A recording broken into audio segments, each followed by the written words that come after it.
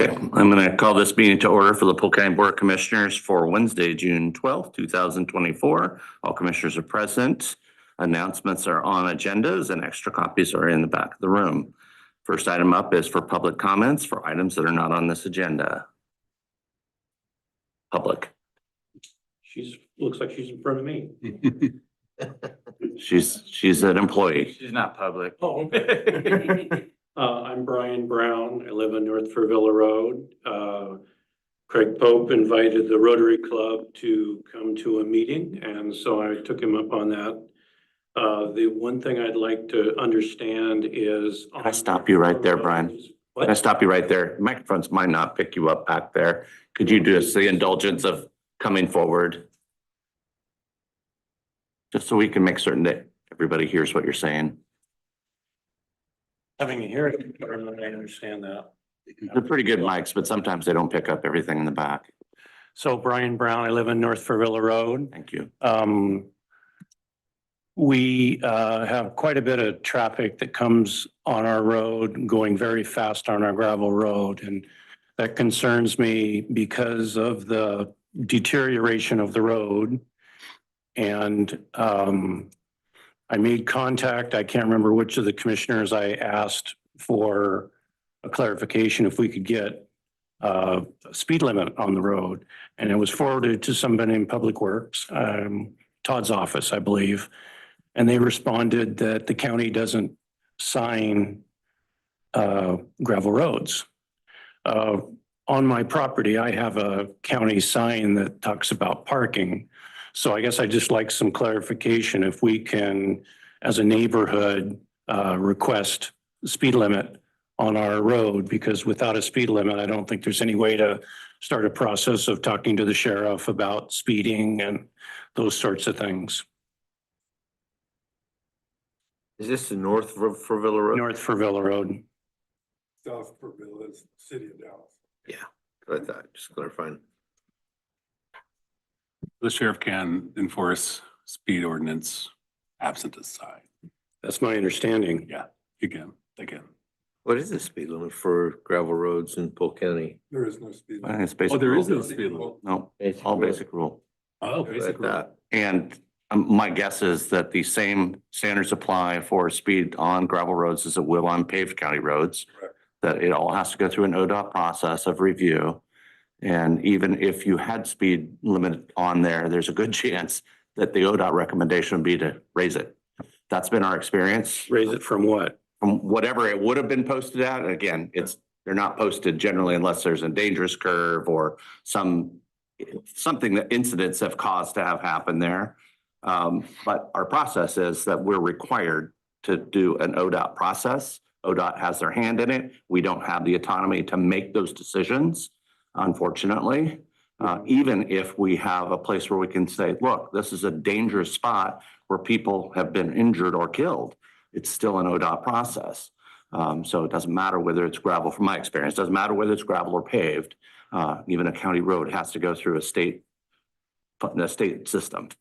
Is that the same on parking signage? No, It's completely separate. yeah. And they did change that a couple of years ago for depends what the average daily travel is. So I don't know what the average daily travel is for Fervilla, but I'll check into it.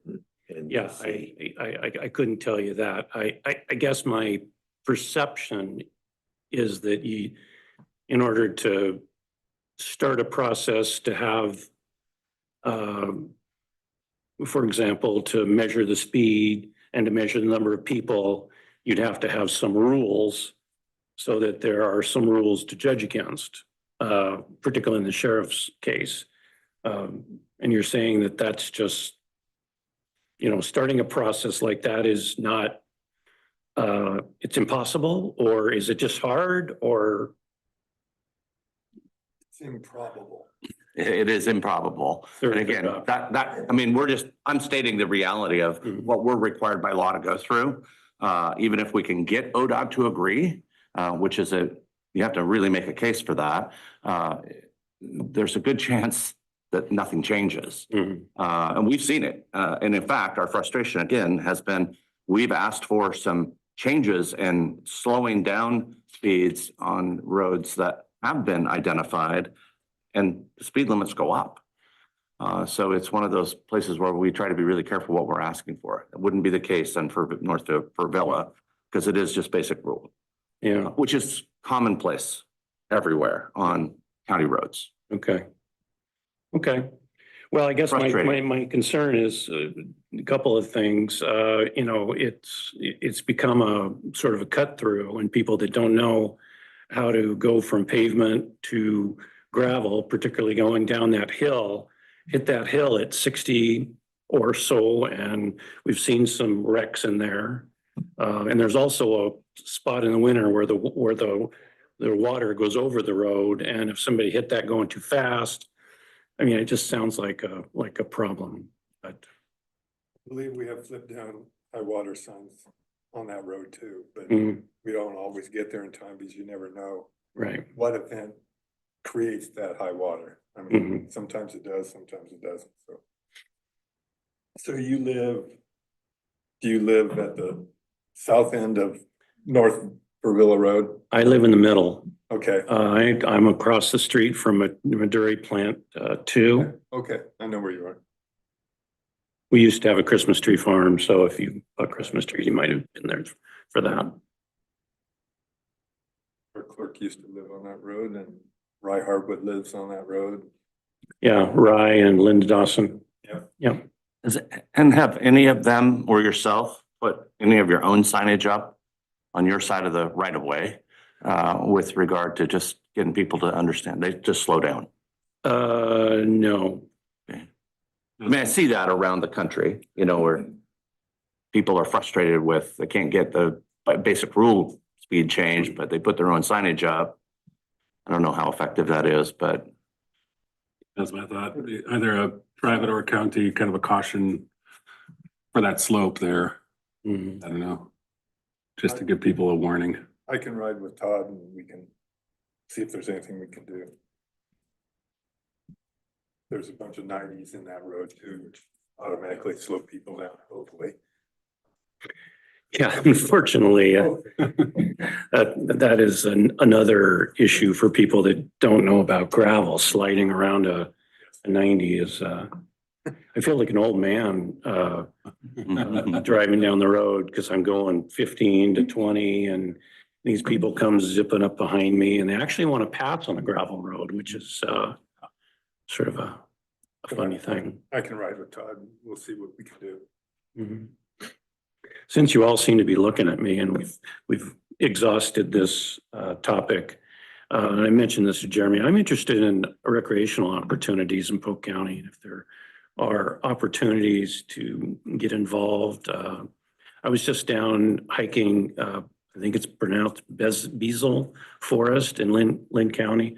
A wonderful hiking opportunity, pretty close, but we don't really seem to have much of that type of thing in Polk County. And in that situation, the signage says that they were donated the property by somebody who wanted to kind of memorialize it.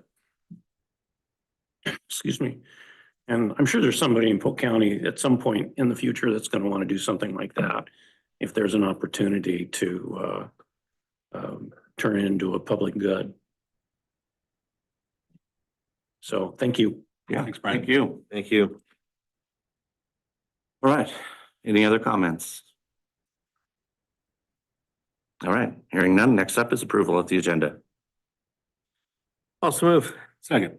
It's been moved and seconded. All those in favor signify by saying aye. Aye. Aye, passed unanimously. Approval of the minutes from June 5th. I move approval. I'll second that. It's been moved and seconded. All those in favor signify by saying aye. Aye. Aye, passed unanimously. Next up, length of service awards. Mr. Hawkins.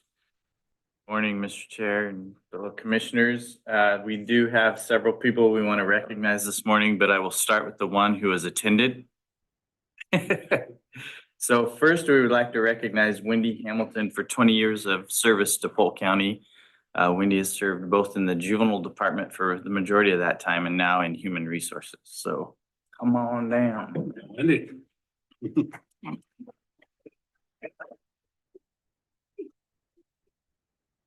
You have to go shake everyone. Gotta go to the brother gauntlet. We make you hold the Is it fist bump, high five, or shake? Okay. Way to go. It's wanting to go.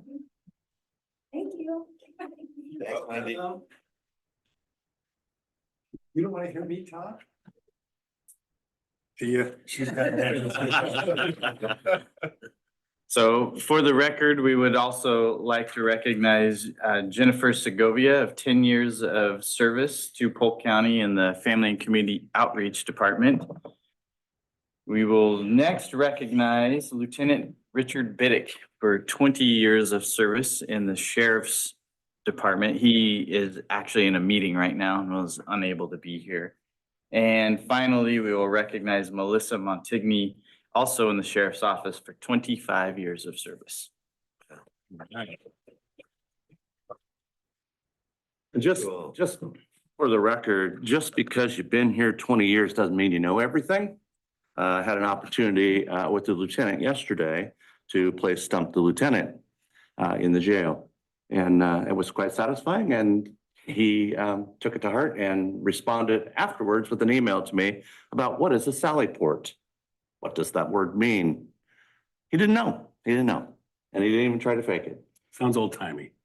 It is very old timey, like from 1200 to 1600 era Okay. European. So, Derived from siege warfare in the Middle Ages. yeah. Wonderful little deep dive. So we all got a chance to learn something yesterday, and so I shared it with Morgan and Nicole so that they can spread it throughout the network. Here's what a sally port means. Will you be What presenting is on a that? Sally Port? Sally Port, I know what goes on in a Sally Port. Oh, well, that wasn't the question. Yeah, that's. We had asked, why is it called that? I don't know why it was called that. Yeah. It's a secured location and mostly came from, again, Middle Ages and a space that was a secured entryway for your fortress or castle. That's essentially where it came from. A sally is a military maneuver typically during a siege made by a defending force to harass isolated or vulnerable attackers before retreating back into their defenses. So the sally port was the exit from a fortified location where you could go out, attack a sieging army, and then turn around and come back in before anything bad happened. And that is the basis of the term sally port. Very cool. I think it means safe space. Yeah. Anyway, He was on my home. yeah, it was a fun thing, you know. Transitional space. Yeah. Obviously, it's Unsecure, secured entrance and exit. Middle. The lieutenant is so stoic. And it was an enjoyable moment to get him to actually come down to our level and participate. Thank you, Lieutenant. All right, thank you all. So next up is resolution 24-06. Mr. Hanson.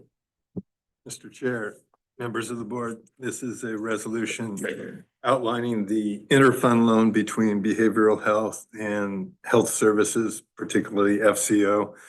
This was budgeted in the 23-24 budget, so it was already authorized. This formalizes the actual loan of 1.5 million to help pay for the FCO building. We talked about this when we actually decided to go through and build that facility there. So this is just finalizing that $1.5 million. It's required to be repaid over 10 years. There's a payment amortization schedule that Caitlin put together and requesting that you approve resolution 2406, formalizing that interfund loan between behavioral health and essentially FCO for the FCO building. I'll move approval of resolution 2406. I'll second that. All right, it's been moved and seconded. Further discussion? Hearing none, all those in favor signify by saying aye. Aye. Aye, pass unanimously. Next up is resolution number 24-07. Yes, Mr. Chair, members of the board, this is the year-end modifications to the existing 23-24 budget. We do this twice a year. We usually do it the first time around January when we know we don't have adequate appropriations for certain departments due to unexpected expenditures or that. And sometimes we do it for unexpected revenues that we receive, so we can give them greater appropriation authority to spend the grant that they received during that period of time. But the second time we do it is near the end to ensure that we don't get chastised by our auditors for overspending our appropriation authority. So what you have is the modifications that are outlined in resolution 24-07. We are making modifications to elections, planning, jail, and community service within the general fund. We also are making modifications to the transfers to public works. That was as a result of the unexpected timber revenue that we received that we utilize for road maintenance purposes. And then the corresponding fund contingency reduction to ensure that the appropriation authority is in place. In the case of public works, the increased transfer was an increase in revenue. We put 50,000 of that toward appropriations to county shops program budget, and then the rest went into contingency because all the other programs within public works didn't require appropriation increases, so we just increased the contingency. I could have put it in any one of those other budgets, but it wasn't needed and wasn't necessary. Behavioral health has some modifications necessary for their outpatient and DD programs. They have more than adequate reserves and contingency to handle that. So that doesn't change the total amount of the fund budget, but it changes the appropriation authority for those two programs and reduces their contingency by a like amount. Same with management services. There were modifications in appropriations for central services, BOC, academy, building maintenance, jail maintenance. A lot of the building maintenance are the results of utility increases that we've experienced dramatically over this last 18 months. And hopefully there's an end in sight, but I don't believe so. As cities tack on additional costs associated with water and sewer bills, and then the power companies are continuing to increase their rates. And then the last was taking some money out of contingency in the insurance fund and bringing it up to increase their appropriation authority. So those are the modifications, nothing unusual. We do it, like I said, twice a year, every year. It's impossible to predict appropriations and appropriations levels when you put the budget together. It's a document that it's a planning document in how I try to explain a budget. It's what you hope and believe you're going to spend that year, but you can't be, it's not an exact science, and it requires modifications throughout the year. So appreciate if you approve 2407. Otherwise, we'll probably get a lot of audit dings for overspending appropriation authority. I'd like to make the motion to approve resolution 24-07. Second. It's been moved and seconded. Further discussion? Hearing none, all those in favor signify by saying aye. Aye. Aye, passed unanimously. Thank you. Mr. Hawkins, reclassification. Yes, my next business is to request a reclassification within our assessor's office. We're requesting that Beth Miller be reclassified from an assessment specialist 1 to an assessment specialist 2. This is a common practice within the assessor's office. Beth will have been here 2 years, July, and that's is kind of business as usual to make this request. So if it is approved, it would be effective July 1st. The fiscal impact for the 24-25 fiscal year would be approximately $4,500 to include PERS contributions. We good? All right, I'm good. Thank you. All right, do we have a need for an executive session? No, sir. Yes, sir. All right, any other business that come before this board? Hearing none, we are adjourned.